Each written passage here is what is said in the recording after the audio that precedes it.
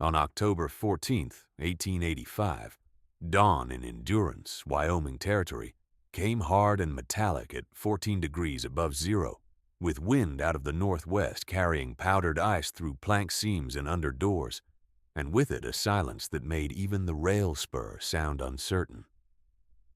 Clayton knew the town count from a summer tax sheet posted outside the clerk's office. 312 souls spread along one mud street, one church lane, and a narrow shelf above Bitter Creek.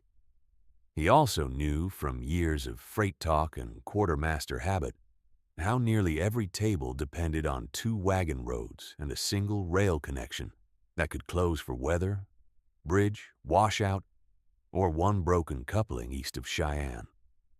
The settlement had survived 7 winters, long enough for men on porches to call bad years manageable. In that same week, while he stood in store lines and listened, inventories ran leaner than usual. Cordwood prices moved from $4 to $5.25 per cord on Crowell's board, and rumors outran fact about shortages at military posts to the south. No one he heard named it danger. Men by the hitch rail spoke of weather as if weather could be bargained with. Women at counters counted flour sacks and said little.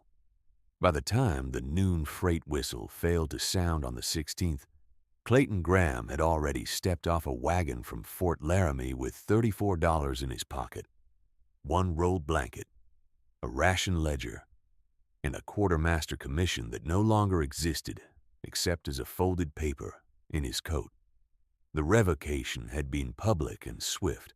A procurement dispute had reached commanding offices. Signatures had appeared on manifests that he had not signed, and when a superior officer needed protection, blame moved downward with military efficiency.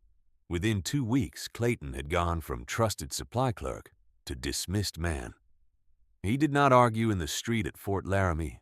He signed what he was told to sign, collected his effects, and walked out through a gate where no one saluted him. In Endurance, no one asked for that part. They watched him come in and watched what he carried. He was 31 years old, broad-shouldered from freight work rather than ranch life, with a wind-burned face and the steady hands of a man who measured first and spoke second. He brought with him a lame dune mule named Bristle that favored the right hind leg in cold weather and still pulled better than many sound animals when a load was balanced correctly. He also brought a skill no ledger in town could price: Tennessee Hill Country preservation knowledge, taught by his mother, Ruth Graham, who had survived 2 failed harvest years before. Clayton turned 10 and had called food storage the difference between fear and arithmetic. She had dried apples on suspended screens, salted pork in stone crocks, sealed beans in waxed cloth, and rendered tallow in iron kettles while reciting quantities out loud until the child beside her could repeat them without error. She died of fever in the summer of 1878 in a cabin 40 miles east of Nashville, and the final week of her life was spent instructing him from a cot on airflow, ash sealing, and spoilage signs. Her father had taught her. His mother had taught him. In 3 generations, technique had become inheritance. Endurance gave Clayton no welcome gathering. A few former neighbors nodded from porches. Others looked past him toward the empty road as though waiting for a different man to arrive. By the 3rd day, he had rented no room, accepted no supper invitations, and claimed a limestone cut above Bitter Creek, where ranchers had once blasted shallow stone for foundations and then abandoned the face as unprofitable. The opening sat 15 feet above the creek bank, angled east to catch pale morning light and shielded from prevailing winter wind by a shoulder of rock. Inside, the floor stayed dry after rain, and when he tested the interior temperature with a spirit thermometer borrowed from the schoolhouse, it held near 54 degrees while the outside air swung from freezing nights to warmer afternoons. Thermal steadiness meant shelf life. Thermal steadiness meant margin. He purchased a used shovel for $1.10, an iron pick for $2.40, and a cracked wheelbarrow for 75 cents from a ranch widow who needed cash for hay.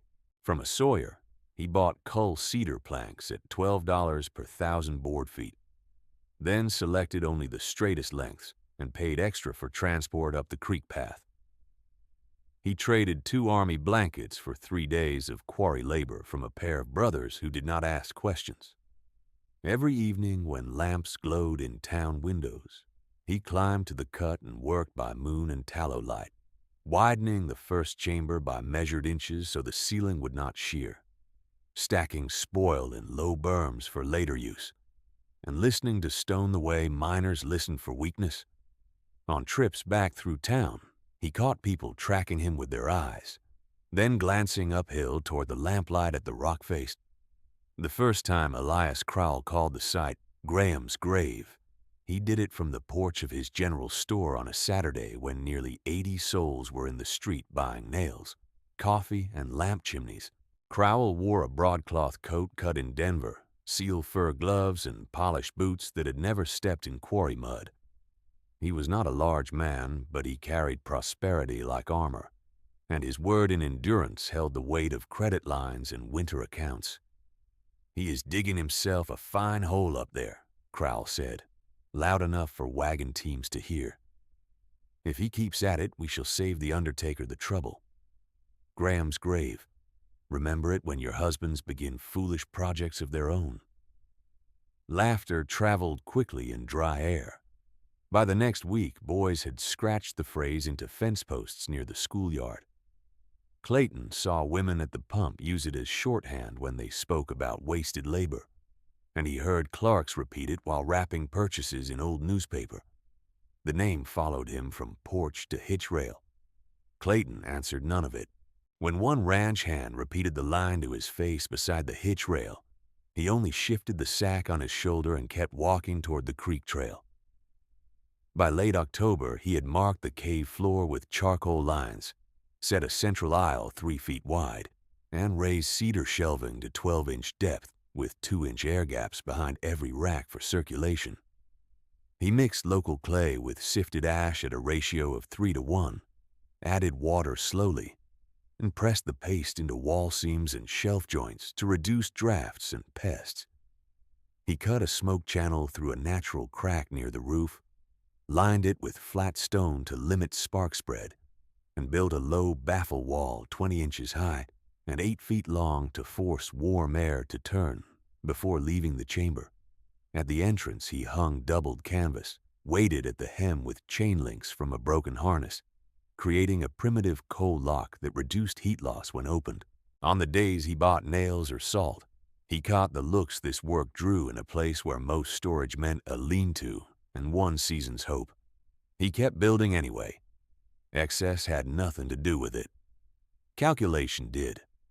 On November 2nd, he rode Bristle to 3 ranches and bought elk trim unsuitable for market cuts at 3 cents per pound, then carried 186 pounds to the cave, sliced strips along the grain, salted them at precise intervals, and hung them over juniper smoke in rotating tiers so no batch cured unevenly. He rendered tallow from beef fat in 2 iron kettles set over stone-lined trenches outside the cave mouth, poured the liquid into tin molds around braided cotton wick, and produced candles that burned close to 6 hours each with little guttering when shielded from crosswind. He stored finished candles in lidded crates, 48 to a crate, with parchment separators to prevent sticking in warm spells. He tracked every entry in a ledger, date-packed, weight, source, expected shelf life, and replacement priority. In the Army, he had learned that memory failed when hunger rose. Arithmetic did not.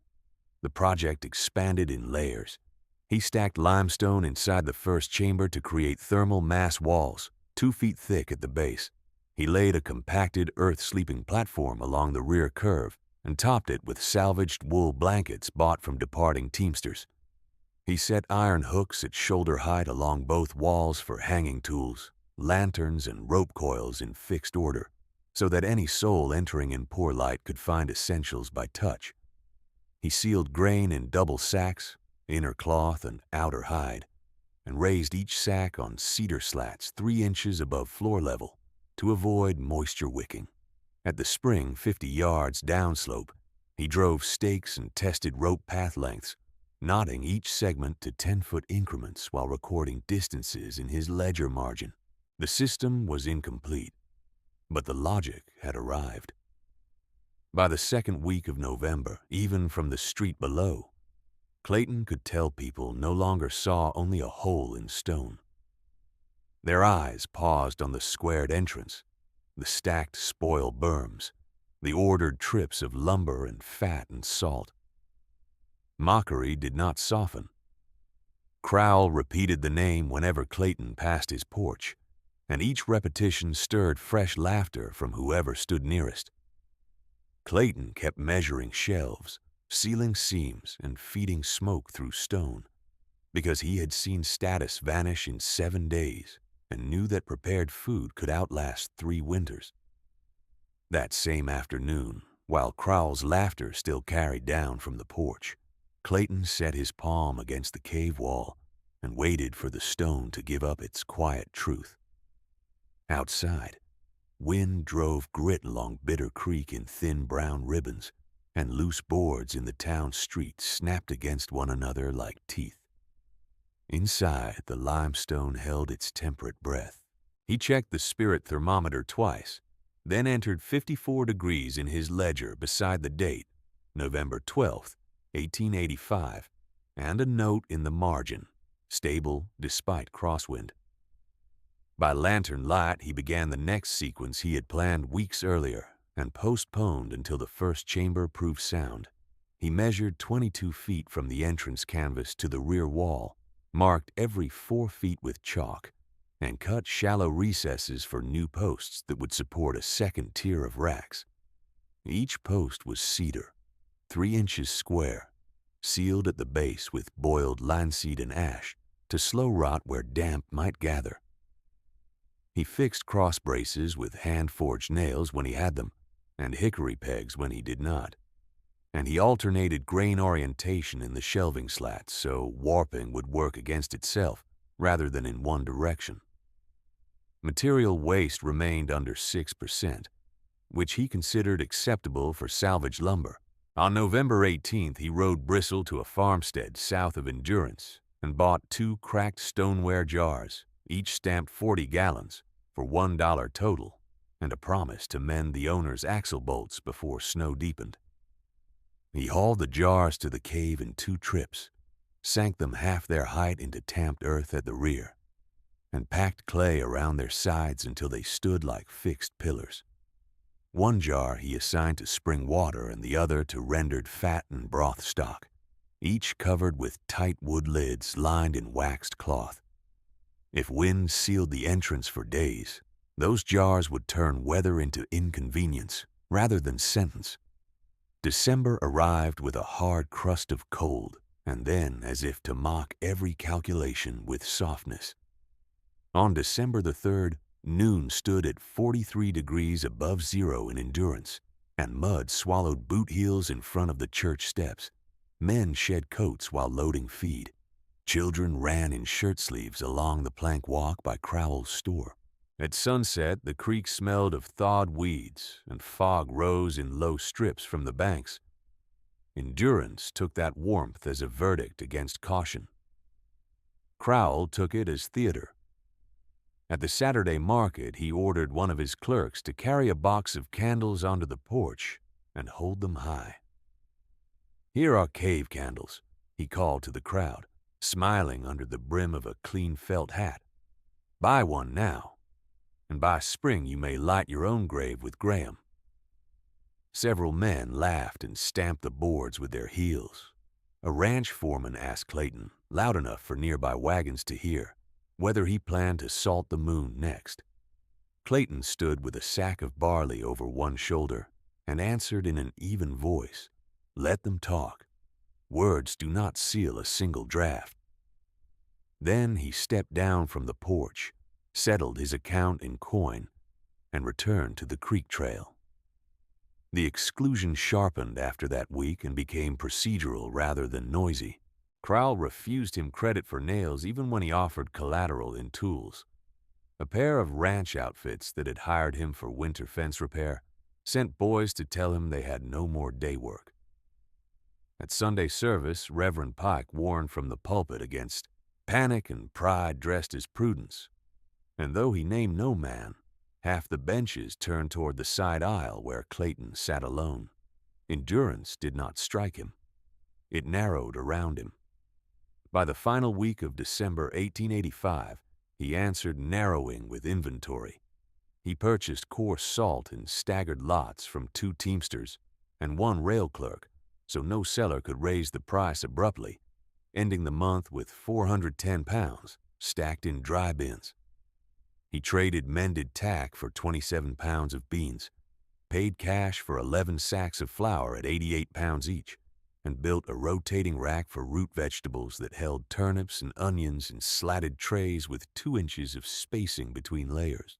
When one onion softened, the tray came out and all adjacent stock was checked. Spoilage did not travel far when touched early. In early January 1886, he began lifeline work in earnest. He sank oak stakes along the path from cave mouth to spring at 10-foot intervals, drove each stake 30 inches into frozen ground with a maul, then threaded half-inch rope through iron eyelets so the line remained hand-height even after drift. A second line ran from spring to the schoolhouse yard, then paused because he lacked rope and could not buy more on favorable terms. He solved the shortage by splicing shorter hemp lengths, recovered from freight bundles and testing each splice under load, with bristle pulling against a hitch post. Any splice that slipped was cut and redone. The town watched all this and called it obsession. In March, snowmelt came down Bitter Creek fast enough to tear brush from the banks. Clayton stood knee-deep at the crossing with his trouser cuffs frozen stiff, resetting stake markers that had leaned in the current, and counting how many steps the rope line drifted from true. At dusk, he copied the day's measurements into his ledger and added a note about runoff velocity. In April, a late hailstorm hammered Endurance's Northside Gardens flat. He watched from beneath the church eaves as leaves shredded into green paste, and then walked home through slush to check seals on his flour bins. The next morning, he traded labor on a broken gate for 2 burlap sacks and patched both with waxed thread for grain storage. In May and June, freight wagons arrived out of rhythm. One week brought 2 loads back to back. The next brought none. At Crowell's counter, teamsters spoke of bridge timbers waiting east of Cheyenne and detours that chewed through axle grease. Clayton listened without argument, paid cash, and carried out what he could lift. By July, he sold his spare saddle and bought 3 more barrels of pork, then spent long evenings smoking and repacking strips with pepper and salt to extend keeping time. He packed each barrel with birch separators and sealed the top seams with beeswax, resin, and ash. On September 9th, 1886, the geese crossed south above Endurance in a ragged black line 2 full weeks before their usual turn. By evening, Clayton rode the creek and found beaver dams standing a hand higher than prior years, reinforced thick with fresh mud and willow. Before full dark, lightning struck the relay shack that handled telegraph updates from the rail line. The small building burned to its sill plates before a bucket line could organize, and with it went Endurance's fast link to freight delays and weather reports. That loss wasn't dramatic in the moment. Smoke rose, timbers fell, and by noon the town resumed ordinary errands. Yet practical blindness had settled in. Clayton moved at once. During the next 13 days, he spent nearly every remaining coin before prices shifted. He bought 900 pounds of coarse salt at 1.9 cents per pound from a freight lot not yet repriced, 6 full barrels of pork, 40 bushels of turnips for cellaring, and 3 extra tins of lamp oil, despite muttered comments from the clerk. He paid a teamster to haul 2 loads directly to the limestone cut and covered the sacks in canvas before night frost. Crowell answered by denying him credit outright for a keg of nails and making the refusal public. On the next Saturday, with nearly 80 souls gathered at market, Crowell tapped the ledger on his counter and said, "I will not finance fevered fear. Endurance needs steady hands, not men preparing for imagined weather, while honest neighbors buy what they truly need." The line passed through town by evening as if it were scripture. At the following council meeting, Clayton proposed a shared root cellar below church grade and offered labor plans with measurements, vent design, and cost at $109 if done before first deep frost. The council voted against it and allocated funds to a new stove for the dance hall. By the second week of October 1886, morning frost held through noon, and horse troughs skimmed over by dusk. Clayton expanded the cave again, cutting deeper into the limestone until the full depth reached 32 feet, then shaping 2 sleeping alcoves into the side wall and lining them with salvaged wool fixed behind lath to keep fabric from touching damp stone. He rebuilt the entrance curtain into a 2-stage barrier, outer canvas and inner quilted hide, with a narrow vestibule between where snow could be knocked from boots before entering the main chamber. He hung a slate board near the door, listing ration categories and daily allotments by household size. He also prepared for the possibility that pride would fail faster than weather. In his ledger, he marked family groups by number, then penciled provisional shelter zones along the cave walls and baffle spaces, leaving aisle access for movement and sanitation buckets. Every assignment remained erasable. Every assignment assumed need. On December 6, 1886, warmth returned once more, sudden and complete, with noon temperatures at 38 above and puddles spreading through wheel ruts. Endurance received it as vindication. Crowell sold extra lamp chimneys and joked from his porch that winter had lost its roadmap. The dance hall stove was lit for an evening social, and fiddles carried late into dark. 3 days later, the barometer dropped like shot. From 9th to 11th December, the temperature fell from 28 above to 26 below, and wind out of the north packed snow into every break in town construction. By first light on the 12th, drifts leaned over barn doors and erased lower windows. The whiteout did not arrive as picturesque weather. It arrived as a moving wall that removed distance and direction at once. One could stand 10 feet from a fence and fail to find it. One could leave a porch and return in circles to another man's yard. The wind was not wind anymore. It was a weapon. Crowell raised flour to $1.20 per pound and lamp oil to 22 cents per pint before noon of the first day. By the second day, shelves showed gaps where sacks had stood. By the third day, those gaps widened into boards. Men who had laughed at rope lines now tied laundry cord from doorposts to privies and prayed knots would hold. Clayton did not speak about being right. He hauled, portioned, and wrote. He packed emergency sacks for households with elders first.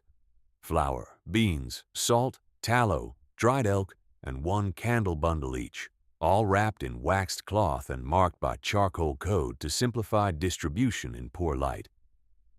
He tightened the cave's sanitation rules, set meltwater kettles by sequence, and assigned a lantern check every 2 hours through the night.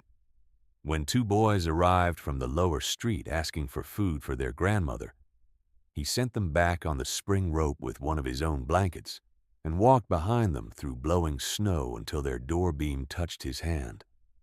In the ledger, he added a new heading beneath inventory and rations, souls at risk by address. On the morning of January the 3rd, 1887, while the storm paused in a brittle gray calm and Endurance counted what remained, hoofbeats sounded from the South Road where no traffic had moved for days. 3 Army riders and a supply mule emerged through wind-carved drifts, uniforms crusted white to the knee, the lead man scanning the town as if searching for a map that had been rewritten overnight. Endurance had gone blind and hungry, Help had arrived, but not in the form anyone expected. The lead rider reined in at the edge of the drifted street, lifted his scarf from his mouth, and gave his name before anyone else could ask for rank. Sergeant Ira Tomlinson of the Army Road Patrol sat a narrow bay gelding gone gray with frost, with 2 privates behind him and a pack mule sagging under canvas sacks, stiffened by ice. He studied the shuttered windows, the bent stovepipes, and the small knots of townsfolk standing with empty grain pails, then fixed his eyes on Clayton with the quick recognition of a man accustomed to memorizing faces and ledgers. "Graham," Tomlinson said, voice rough from cold. "Fort Laramie had you dead in the drifts or gone west. They had no report that matched this." Clayton answered with a short nod and motioned toward the limestone cut above Bitter Creek. He did not explain in the street. Explanations took heat and time, and both were rations now. Tomlinson dismounted without ceremony, handed his reins to one private, and climbed the creek path behind him while wind lifted dry snow in low sheets around their boots.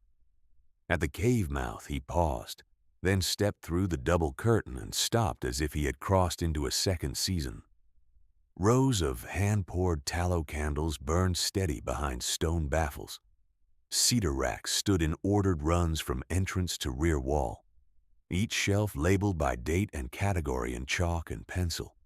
2 sunken stoneware jars were lidded and sealed. A slate board listed allotments per household size, and below it hung coiled ropes, iron hooks, and folded blankets arranged by use rather than appearance. The chamber was not comfortable in any luxurious sense, but it was warm enough to keep fingers useful, dry enough to preserve grain, and disciplined enough to support life at scale. Tomlinson removed one glove, placed his bare hand briefly on the interior wall, and let out a low breath. "You kept 54 in this stone while the town froze above it." Clayton set a ladle in the broth kettle and answered as he worked. 52 today. It will rise when bodies fill the chamber. We will vent in intervals." By evening, the patrol had become labor rather than visitors. 1 private and 2 ranch hands widened the trench line from cave to spring to shoulder depth, throwing spoil downwind so drifts would not refill the path in one night. The 2nd private worked with Clayton at the entrance vestibule, adding a 3rd inner flap of quilted hide and hanging it on offset hooks so no straight draft could pass from outside to main chamber.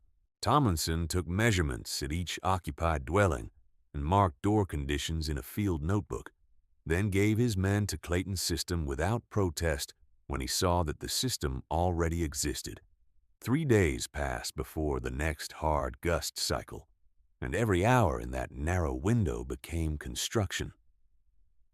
Clayton set a rule that no soul would sleep with boots laced inside the main chamber, because thawed leather near the fire line turned to damp and then to frostbite on re-entry.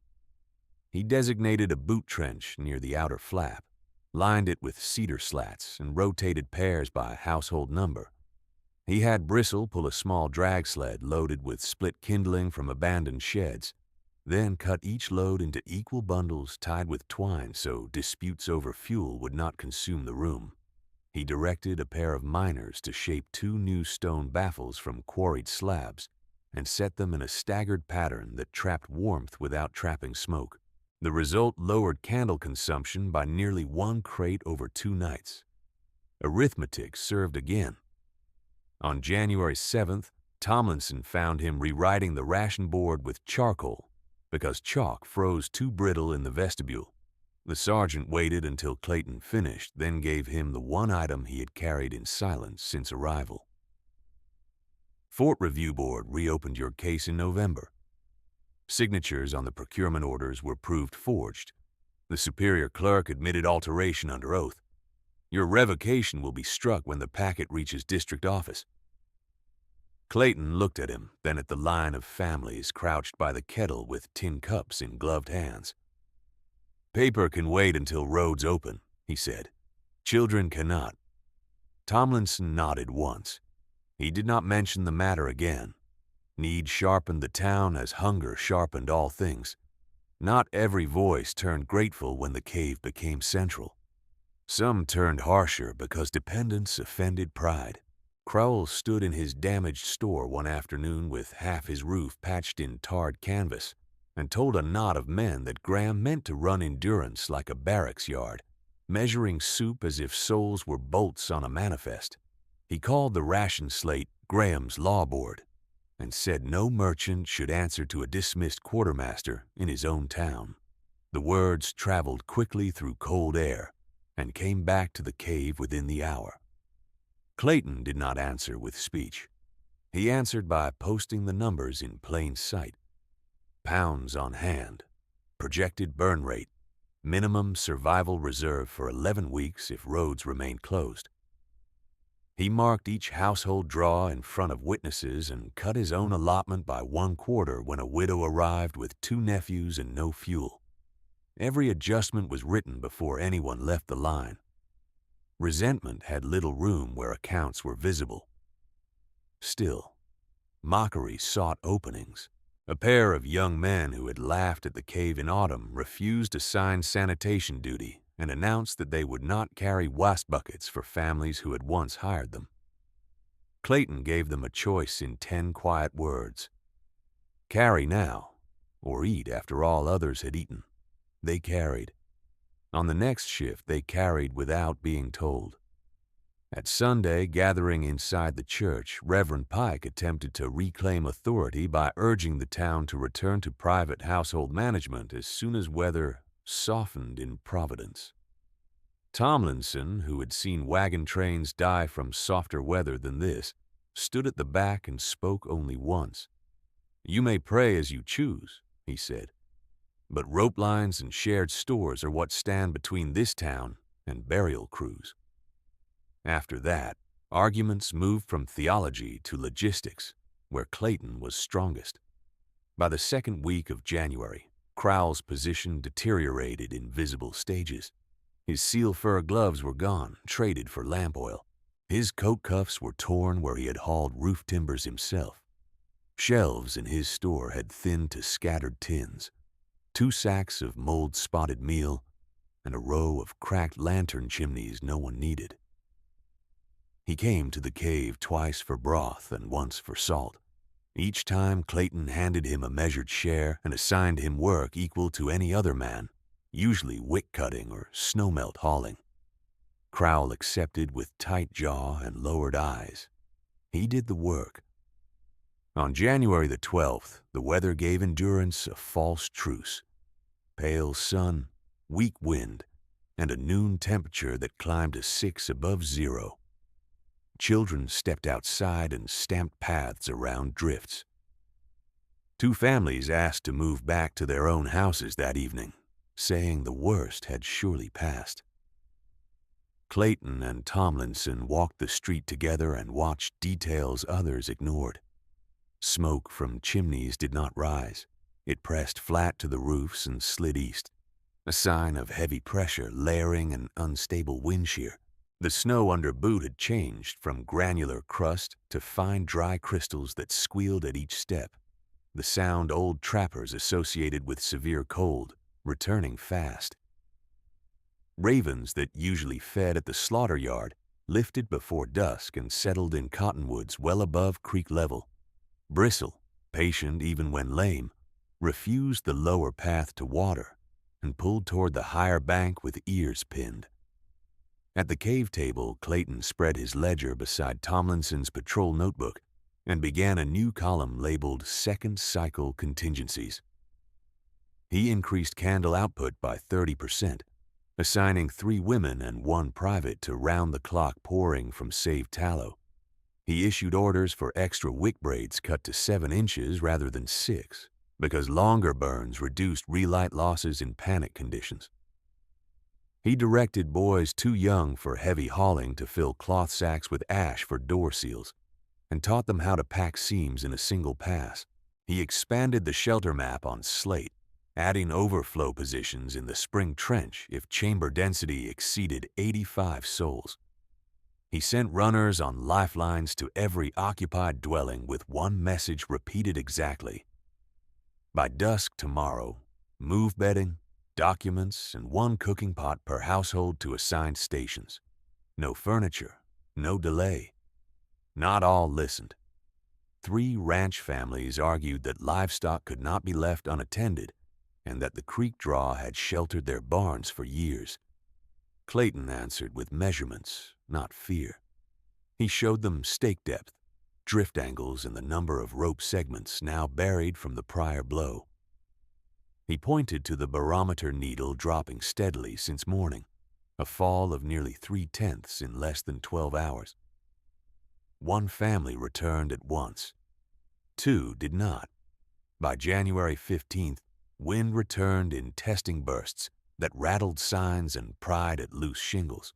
Clayton and the patrol reinforced the church doors with interior cross-bracing, cut from wagon tongues. They ran a final lifeline from schoolhouse yard to Crowell's store, and another from store to the lower boarding house, threading each rope through waist-high guideposts capped with cloth strips coated in pine tar so hands could identify junctions by touch. At every 10th post, Clayton tied a double knot for counting in whiteout, and at every 3rd post he hung a small bell made from trimmed tin that would sound if line tension failed. It was not elegant work. It was dependable work. 1 line of time settled over the town like frost on wire. By the evening of January the 16th, every family that trusted the warnings had moved its essentials within rope reach of the cave. Night fell iron gray. The temperature dropped from 12 below at supper to 37 below before midnight.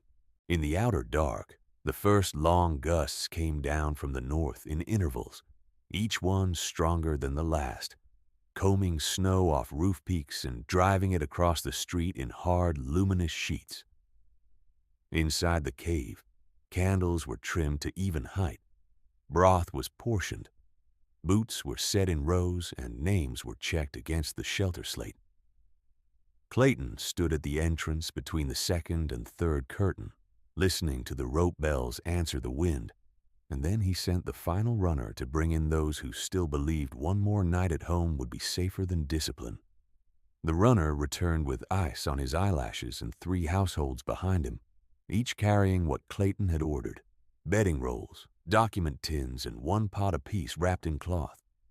He reported 2 ranch families still at the creek draw barns, refusing to leave their stock, and 1 old trapper on the north edge who said he had seen worse in 1872 and would not move for any man. Clayton wrote each name on the slate under a new heading, unchecked, then sent Tomlinson and 1 private to the lower boarding house junction to hold line order while the last transfers came in. By 1 in the morning of January 17th, 1887, Endurance had ceased to resemble a town and had become a contour of drifts and groaning timber under a sky without depth. The temperature struck 42 below at the cave thermometer near the outer flap, and the aneroid barometer in Tomlinson's kit dropped so low the private reading it swore the needle had nothing left beneath it. Wind rose in sustained runs that pressed canvas hard enough to bow the entrance poles inward. Rope bells along the lifelines began to ring, not in separate notes but in continuous metallic trembling. 1 long warning stretched through dark. At 2:30, the first structural failures began on the lower street. A shed roof behind the blacksmith shop sheared at its rear pins and vanished into white, carrying half a cord of split wood with it. 10 minutes later, the boarding house chimney cracked at the 2nd course and spilled bricks into the drift, leaving 3 rooms without heat. Men with shovels moved by rope to clear flues, but snow filled each opening almost as quickly as it was thrown aside. At 3:10, a gust pushed through Endurance at such force that church windows on the north wall bowed and burst inward in a chain of sharp reports. The church, cross-bracing, held. The glass did not. Clayton maintained the cave as if the storm were an inspection and not a siege. Candles were trimmed every hour. broth lines moved by household number. Meltwater kettles rotated from high flame to low stone, and back again with no idle interval. Sanitation buckets were emptied on a strict schedule along the marked trench, then rinsed with heated brine before re-entry to reduce sickness spread. Those details looked small beside collapsing roofs, but they kept 87 souls from slipping into disorder, and disorder in that weather would have killed faster than wind. Near dawn, Tomlinson returned from the church line with frost caked thick on his beard and shouted above the flap noise that Crowell's store roof was sagging badly under cross-loaded drift. Crowell himself had stayed to salvage inventory, refusing to abandon ledger books and cash box. Clayton did not answer with judgment. He handed Tomlinson 2 coils of spare rope, pointed to the junction knots on the wall map, and sent him with 4 men to anchor a retrieval line from store to spring post, while visibility still measured more than arm's length. The squad left bent low, each man's mitten locked to rope, bells already swallowed by the roar. The roof failed before they reached him. It did not explode. It folded, one side first. Then the center beam gave way and drove snow and timbers through the upper shelves where flour and lamp oil had once stood in profitable rows. Tomlinson's men found Crowell outside against the lee wall, half buried and trying to dig toward the doorway with bare hands. His broadcloth coat was torn open from shoulder to hem, his hat gone, one glove missing, and his hair packed white to the scalp. The men clipped him to the retrieval line and dragged him by stages to the spring post, while the remainder of the roof settled behind them with a sound like a heavy sigh. By full light, which arrived only as a pale thickening of gray, the second cycle had established its full violence. The thermometer at the cave mouth read 52 below in still intervals and lower whenever the gusts cut through the vestibule during entries. Tomlinson estimated wind near 70 miles per hour from line strain and drift travel speed. House plans failed by category. Unbraced doors warped inward, stovepipes iced at the crowns, and roof pitches built for ordinary winters accumulated wind-packed slabs too dense to slide. The 2 ranch families that had refused relocation attempted to move at first light and lost direction between barn and fence line after 20 steps. One man crawled back by following his own dropped grain sack marks in the snow. The other household did not return until midday, hauled in by patrol line with one woman unconscious and both men nearly blind from ice. 3 days into the second cycle, endurance had narrowed to arithmetic and labor. Yet, suffering entered by the openings no ledger could close. Nella Price, the schoolteacher, had stayed at the schoolhouse through the first half of the night to settle frightened boarders and pack records into oilcloth. She was 34, precise in dress even in winter hardship, and known for writing each pupil's name in full script on the first day of term. When the schoolhouse stovepipe blocked and smoke thickened, she moved the children in sequence to the rope line exactly as Clayton had instructed. 2 smaller pupils lost footing in drift near the yard post. Nella removed her own wool scarf, bound both children to the sled rope to keep them together, and pushed from behind, while one older boy pulled toward the spring junction bell. The children reached the cave line alive. Nella arrived minutes later, hands still on the sled rail, then collapsed in the vestibule with ice in her lungs and no voice left for speech. Clayton and the women at the kettle warmed bricks and wrapped her in dry wool, but by evening her breathing had gone shallow and irregular, and before midnight she died with the school attendance book tucked inside her coat, where she had kept it dry. Mateo Ruiz died on the outer edge of town where the ranch lots met open draw. He had remained at his employer's barn to free 2 trapped draft horses, after drift blocked the side vent and hay dust turned the air dangerous for stock. He succeeded in getting both animals to the lee pen and latched the gate with frozen fingers. On the walk back to his own door, no more than 10 steps from the threshold, A lateral gust threw him off the packed track. He went down against the porch rail and did not rise again. When patrolmen found him after the noon lull, his lantern was still lit beneath his coat, shielded with his body so he could keep direction in whiteout.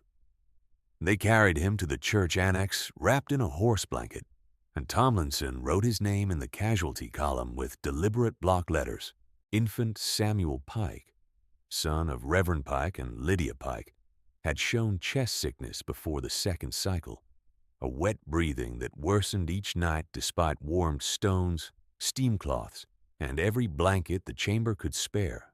No one in the cave withheld care. Women took turns by his mother through the dark hours. Clayton shifted the family to the warmest rear alcove nearest the thermal wall and gave them extra broth from his own ration entry. On January 19th, with storm still holding the exits, Samuel's condition worsened through the day, and Reverend Pike asked for privacy around the alcove during evening checks. After midnight count, Lydia's sister brought Clayton the household report that Samuel had died. He had lived 4 months and had never seen spring grass. Endurance did not mark his passing with loud ceremony. There was no strength for that. His name was entered in the ration ledger beside date, hour, and household number, and the page remained open all day, weighted by a spoon so no wind from the flap could turn it. The losses altered the town more than the wind had. Men who had argued measurements now stood silent for task assignments. Women who had once crossed the street to avoid the cave path now asked for wick duty and ash seal duty in the same breath. Hunger deepened, but bitterness thinned, replaced by a grave obedience born not from fear of Clayton, but from seeing exactly what delay cost. On the morning after Crowell's rescue, he woke on a wool pallet near the inner baffle with his right cheek swollen from cold and his hands bandaged in strips torn from a flour sack. He watched ration lines form and dissolve under Clayton's chalk marks. He watched boys he had once shooed from his porch carry meltwater pails without complaint. He watched his own former customers stand in line beside miners and washerwomen and take identical portions without argument. The merchant who had priced flour by panic now held an empty tin cup and waited his turn among all others.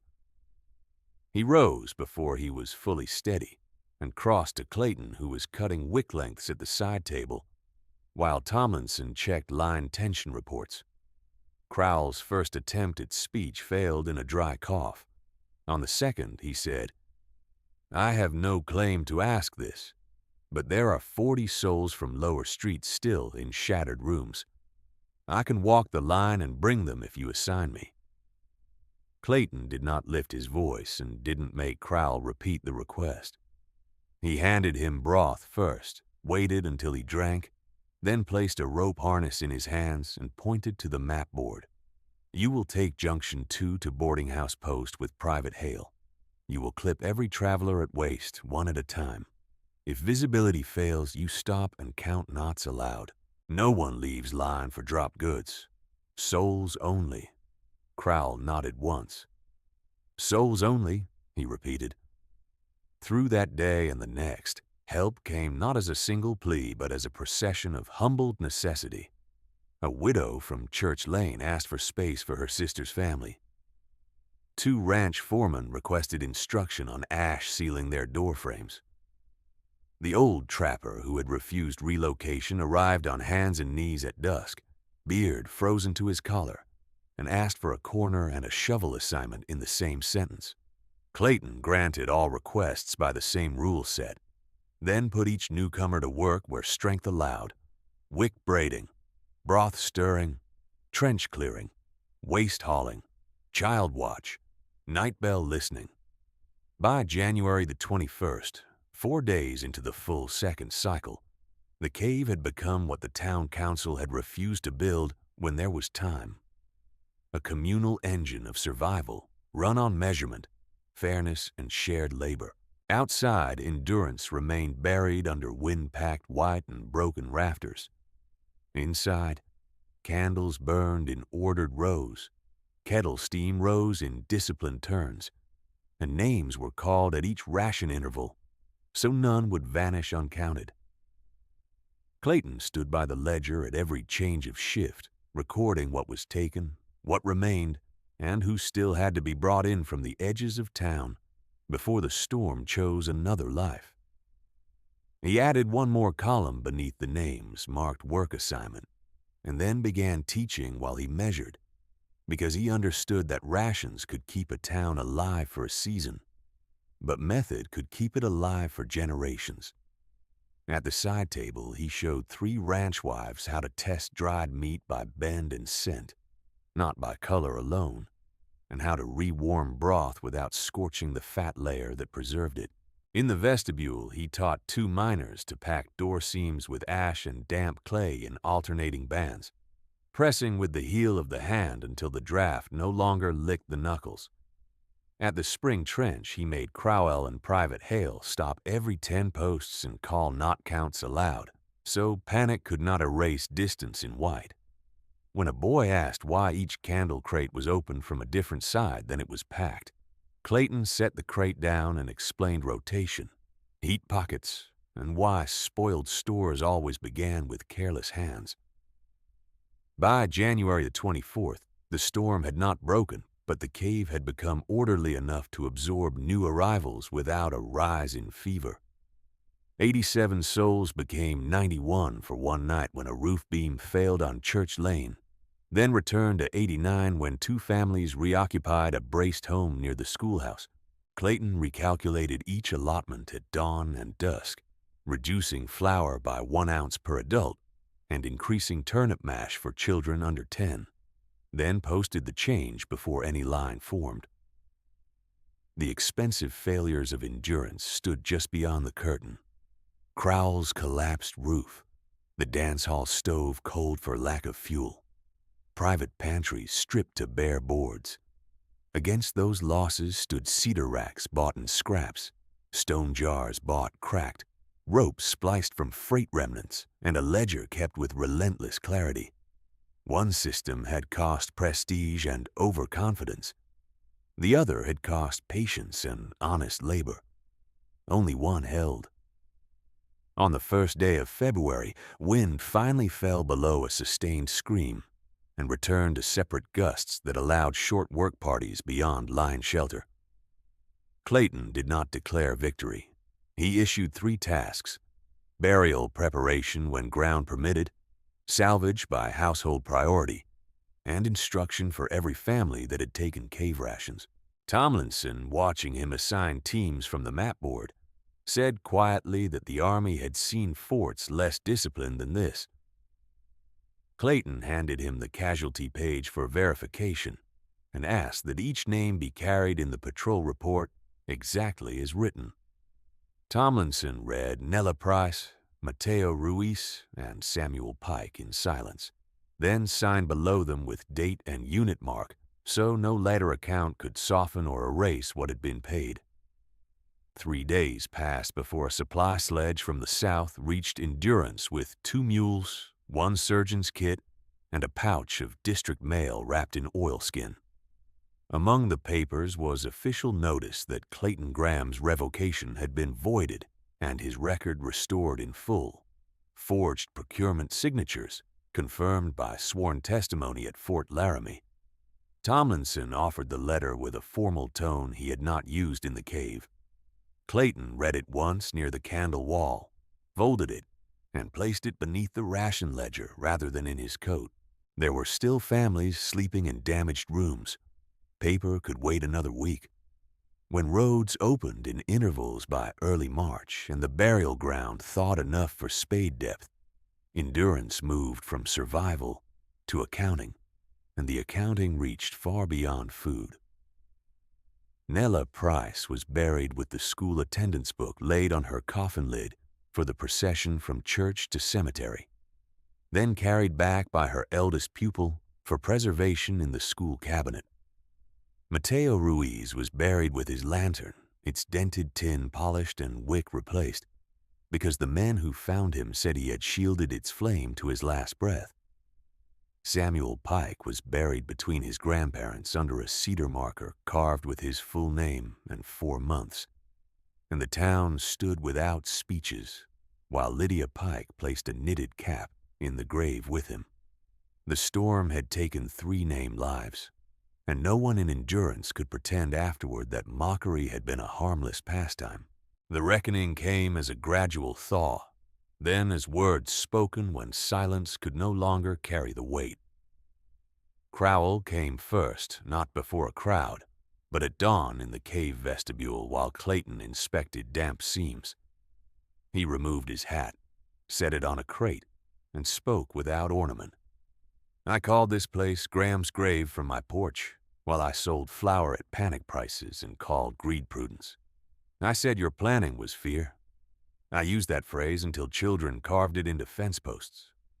Then I stood in your line with an empty cup and lived on your stores. I was wrong in commerce, wrong in judgment, and wrong in character. I've sold my silverware and my Denver coat. The proceeds are $142. They are for a public granary if you will specify the design. Clayton tamped clay into a seam, wiped his hands, and answered, "Put the money with the town clerk under joint signature, yours and Sergeant Tomlinson until he departs. Lumber first, stone second, nails third. No ornamental trim. Vent shafts must be lined. I will draw measurements tonight." Crowell nodded once, took up his hat, and began carrying broken crates to the salvage pile without further request for absolution. Reverend Pike came 2 days later with Lydia beside him. He stood by the ledger table where Samuel's name remained on the loss page and said that his sermon against panic and pride had taught the town to value appearances over preparation, and that his son had died in the shelter built by the man he had warned against from the pulpit. He did not ask Clayton to erase that failure. He asked instead for instruction so the church cellar could be converted to reserve storage before the next freeze. Clayton gave him measurements for shelf depth, ventilation spacing, and sanitation trench placement, then assigned him and 2 deacons to dig through thawing clay behind the apse wall by week's end. By the 2nd week of March, those private admissions multiplied. Ranch foremen who had withdrawn work brought cedar and team labor to the creek path. Women who had repeated the derisive name at the pump came with sacks, needles, and waxed thread, asking to learn double-bag grain sealing and ledger dating. The old trapper from the north edge carved junction markers for the lifeline posts and set them in stone at every turn. Even the boys who had scratched insults into fence rails planed new boards and replaced them. Endurance did not stage a single grand confession. It changed by repeated acts performed in daylight where all could witness. The formal reckoning arrived at Spring Assembly on April 2, 1887, held in the repaired church with 279 souls, present by clerk count, the absent number accounted for by winter deaths, outlying camps, and those still south with freight teams. Tomlinson remained in town for the session as Army witness before returning to post. Crowell stood first and repeated, in fuller detail, his market mockery, his price gouging at $1.20 per pound of flour, and his dependence on cave rations after his own roof failed. He asked the assembly to strike his sole control over emergency goods and place winter reserves under a committee chaired by Clayton Graham, if Clayton would accept. Reverend Pike stood next and acknowledged that moral authority without practical duty had cost trust he had not earned back. 2 councilmen admitted they had funded a dance hall stove while rejecting a communal cellar estimated at $109. Each statement was entered by the clerk in meeting record, with temperature and date noted as was frontier habit. Clayton rose only after the clerk asked twice for his position. He did not stand at the pulpit.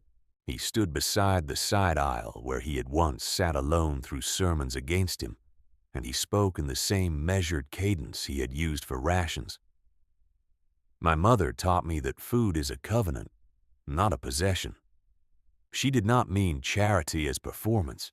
She meant obligation measured in pounds, jars, and work done before weather turns. You ask forgiveness as if it is a receipt I may sign and file. I do not hold that ledger. Nella Price is dead. Mateo Ruiz is dead. Samuel Pike is dead. Those accounts are not mine to cancel. I will say this. I did not build that cave for revenge, and I will not use it for rank. If Endurance wishes to live through future winters, then every household will learn preservation, rotation, and shared reserve. I will teach any soul willing to measure honestly and share under strain, whether you call that forgiveness is for your own conscience and your own labor to decide. No one applauded. The stillness that followed was heavier and more respectful than applause could have been. The clerk recorded his words in full at Crowell's request, then passed the page for signatures from council, church, and patrol witness. In the months that followed, Endurance built what it had once mocked. Crowell's $142 purchased quarried stone, cedar planking, 2 iron vents, and nail kegs at negotiated spring rates. Under Clayton's drawings, a public granary rose half below grade near the church lane, with double doors, ash-sealed jambs, and interior racks set 12 inches deep with air gaps behind each tier. Families were required to maintain private 90-day stores by household size, and the town reserve could not be opened except by committee vote with 2 independent ledger checks. Prices in ordinary season remained market-based, but emergency pricing above a fixed margin became a civil offense subject to forfeiture of stock. Endurance had learned that scarcity invited predation unless restraint was written into rule. By October 1892, population reached 428 souls, and the clerk's winter audit showed full compliance for the first time. Every household met minimum reserve, and communal stores held an additional 31 days above ordinance. Army inspectors from Fort Laramie cited the Bitter Creek Cave and the town granary as a frontier model for isolated settlements, noting rope lifeline plans, casualty accounting practice, and distributed preservation training among women, miners, ranch hands, and school pupils alike. Clayton's restored Army papers were framed by the schoolhouse door, not as decoration of rank, but as record that false disgrace had been corrected by documented fact. Years later, the phrase Graham's grave remained in Endurance, but no longer as ridicule. Teamsters used it as instruction. Build like Graham, they said, when laying cellar stone before frost. School children copied the 3 winter names from the old ledger each January and carried candles to the cemetery path at dusk. Crowell served 12 years on the supply committee under Clayton's chair and never again set emergency prices above rule. When he died in 1901, his account book showed one final donation for wick cotton and salt reserve, entered in his own hand. The first cave still stands above Bitter Creek, limestone cool in summer, steady in winter, cedar darkened by smoke and years. On the inner wall, cut into a plain pine board and sealed with beeswax, there is an inscription from Clayton's hand. Preparation is shared. Mercy measured before the storm. The town reads it in present tense because the lesson did not end with one blizzard. It became architecture, ordinance, and habit, carried from one generation to the next by souls who learned, too late for 3 of their own, and just in time for the rest. That practical wisdom is not fear. It is responsibility made visible. The morning after those words were first read aloud, Clayton stood inside the cave with the committee clerk, Crowell, Reverend Pike, and Sergeant Tomlinson, and he opened every crate, sack, and jar that had carried the town through the white weeks, so nothing would remain a rumor or a legend when it could be measured and taught. He lifted the lid from the first 40-gallon jar and read the depth stick at eye level. Water reserve, 9 gallons, clear, no sediment bloom. He moved to the second jar and broke the waxed cloth seal. Fat and broth stock, 6 gallons rendered still sound. He tapped the cedar racks with a pencil and called out figures while the clerk wrote. 31 pounds dried elk, 84 pounds beans, 112 pounds flour. Fit for bread, 43 pounds flour downgraded to thickening use, 27 turnips soft at the core and marked for animal feed, 5 barrels pork emptied and scrubbed, 1 barrel pork with sour edge and discarded at trench line. Nothing was hidden. Not waste, not spoilage, not success. Crowell watched him place the spoiled barrel entry beside his own panic prices from January in the same ledger column. The merchant did not ask that either line be softened. Tomlinson signed the bottom of the page and added unit date, then asked for a duplicate for the patrol archive. Clayton copied it by lantern that evening, line for line, and sealed the sheet in oilcloth for the southbound rider when roads hardened. 3 days later, with daytime temperatures at 19 above and nights still below zero, the town held its first instruction shift, under ordinance rather than emergency. Families entered the cave by household number and sat where the baffle walls once divided sleeping zones.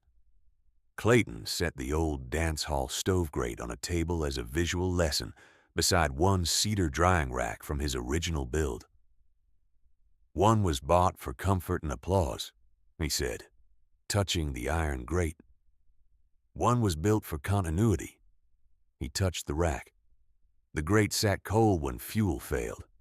The rack fed 87 souls when roads failed. Cost alone is not prudence. Function under strain is prudence. He put knives in hands that had once pointed at him from porches.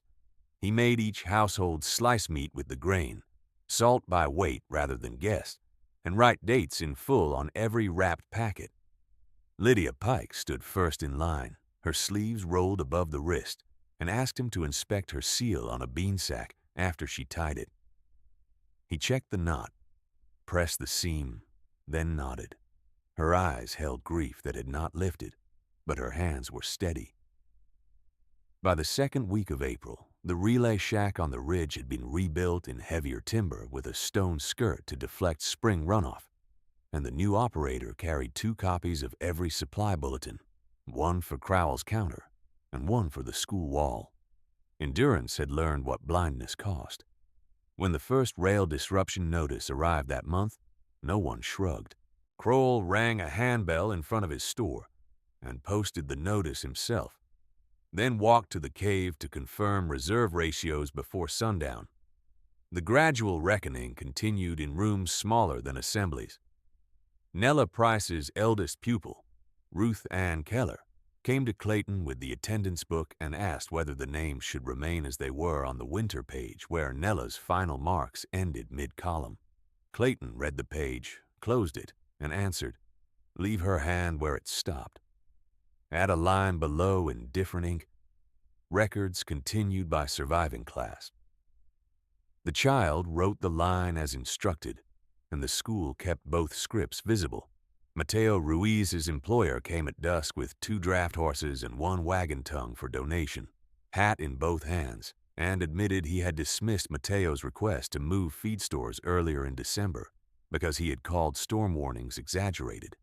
He asked where the team and timber would do most good. Clayton sent him to the granary site and told him to report to Crowell at first light. The man did, and he worked there through June without missing a day. On May 18, 1887, while creek water ran high with melt and cottonwood buds had just opened, Crowell convened a pricing hearing inside his own repaired store with the clerk, 2 councilmen, and 15 witnesses. He read a statement in measured voice. During declared winter emergency, flour shall not exceed ordinary season price plus transport increment verified by 2 invoices. Lamp oil shall follow the same rule. Any merchant violating this forfeits emergency stock to committee control. He paused, looked directly at Clayton, and added, "Set my own name first on the penalty clause." The clerk did so. Crowell signed without hesitation. Summer brought no relief from work. It brought proof.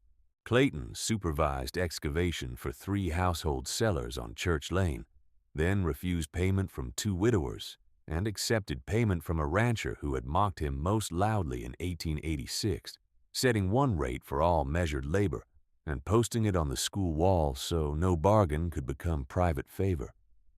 In August, he inspected rope stock and retired the patched freight line segments that had frayed during the second storm cycle. He did not discard them in secrecy. He stretched each length between 2 posts in broad daylight, showed where fibers had begun to part, and cut them into short ties marked not for lifeline use. The old rope had served. It would not be trusted beyond design. By January 3rd, 1888, 1 full year after Tomlinson's patrol reached Endurance, the town held a winter drill at dawn. Temperature stood 11 below, wind moderate, sky clear. Bells were struck at each 10th post. Children moved with mittens on the line and called knot counts aloud exactly as Clayton had taught. At the cave entrance, Reverend Pike read the 3 winter names before any practice ration was handed out. No one looked away. The ritual was not punishment. It was memory made operational. Tomlinson returned in late February of that year on routine route and brought the archived copy of his casualty report, now stamped at district level and tied with twine. He placed it beside Clayton's ledger and said, "No alteration accepted in any office." Clayton untied the bundle, compared signatures, and gave the school a certified copy the next day, with instructions that pupils learn both columns, names saved and names lost. In 1892, when the population reached 428 souls and ordinance compliance was finally complete, the council offered Clayton the town chair. He declined in open session. "Administration can belong to another," he said. "Standards cannot." He accepted instead a fixed role, winter quartermaster for Endurance, elected each autumn, removable by a public vote if ledgers failed to balance. The town adopted the role by unanimous count. Above the second lifeline bend, Clayton set a plain fieldstone to mark the upper freight grade where teams had once balked before the second storm cycle and where he had redirected loads to safer ground. The marker carried no inscription and no ceremony, only placement. Children climbing the ridge in later winters were told to pause there, look down the line of posts, and remember that route choice had been the difference between delayed aid and timely delivery when wind erased every familiar path. Decades pass, and the first cave still stands above Bitter Creek, cool and steady behind its doubled entrance. Cedar dark with age, baffles intact, shelf depth still 12 inches where Clayton first set his rule. The jars remain in place, now empty and cleaned, kept not as relics of fear, but as teaching tools for each new household induction in October. Crowell's granary still serves the center lots, and its price board still carries the emergency cap he wrote against himself. In present tense, on each 17th of January, school children walk the rope path in pairs at dusk, with candles shielded in tin cups, stop at the cemetery, and read 3 names aloud: Nella Price, Mateo Ruiz, Samuel Pike. Then they climb to the cave and copy 1 sentence from the pine board into their winter copybooks before they go home to cellars their families stocked by ordinance and by habit. Preparation is shared mercy, measured before the storm. Endurance keeps that sentence not as ornament, but as law, craft, and daily practice. And in that practice, the town finally pays the debt it owes to the man it once mocked from warm porches.